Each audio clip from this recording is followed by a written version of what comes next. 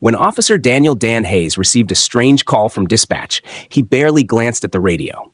Possible domestic disturbance, the dispatcher said. Caller is a 3-year-old male. Address, 123 Elm Avenue. Dan's brows pulled together. A 3-year-old? It had to be a mistake, a toddler pressing buttons, maybe a prank. But Dan knew better than to underestimate any emergency, no matter how unusual. 20 years on the force had taught him that.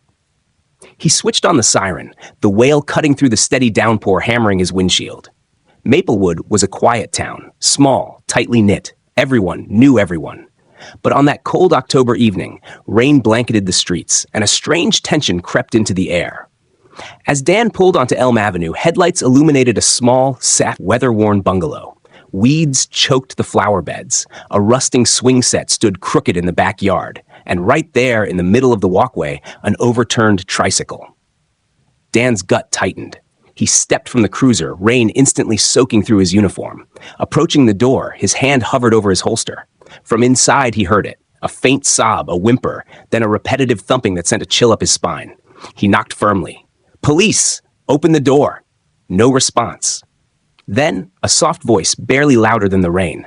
"Who is it?" Dan crouched down, his voice calm and steady. "It's Officer Dan. Can you open the door for me?"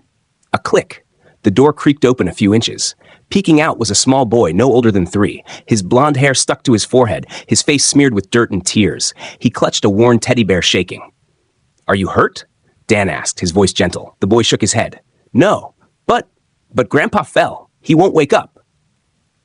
Dan's stomach dropped. This wasn't a prank. He pushed the door open and stepped inside. The air was heavy with the scent of damp wool and something sharper, metallic, blood. An elderly man lay crumpled on the floor, unmoving. Blood pooled beneath his head, soaking into the carpet.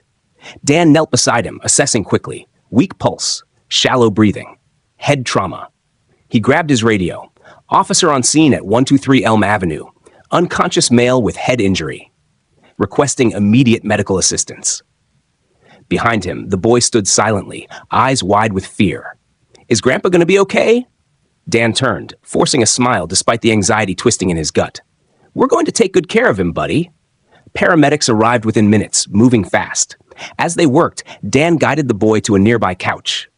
The little one still held his teddy bear close, trembling. Dan noticed the landline phone on the side table, the receiver dangling off the hook. "Did you call us?" The boy nodded. "Mommy showed me. She said if something bad happened, I should call and say our address and name." Dan blinked. The boy had saved his grandfather's life. "You did something really brave, kiddo," Dan said, kneeling in front of him. "You did an amazing job." The boy sniffled. "I just wanted to help Grandpa." "What's your name?" "Liam." "You're a hero, Liam."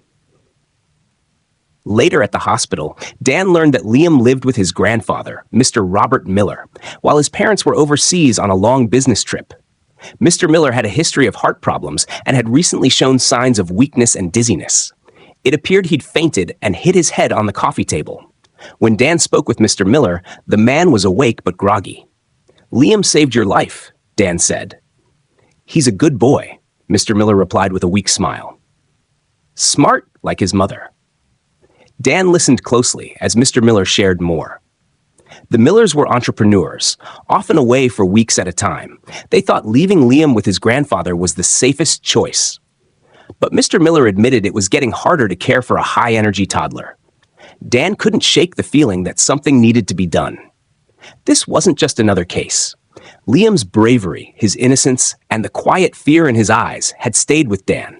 He felt a deep sense of responsibility, something beyond his badge. Back at the station, he confided in his captain. "It's a tough call," Captain Laura Bennett said, brows drawn. "But if you believe Liam is at risk, you have a duty to act.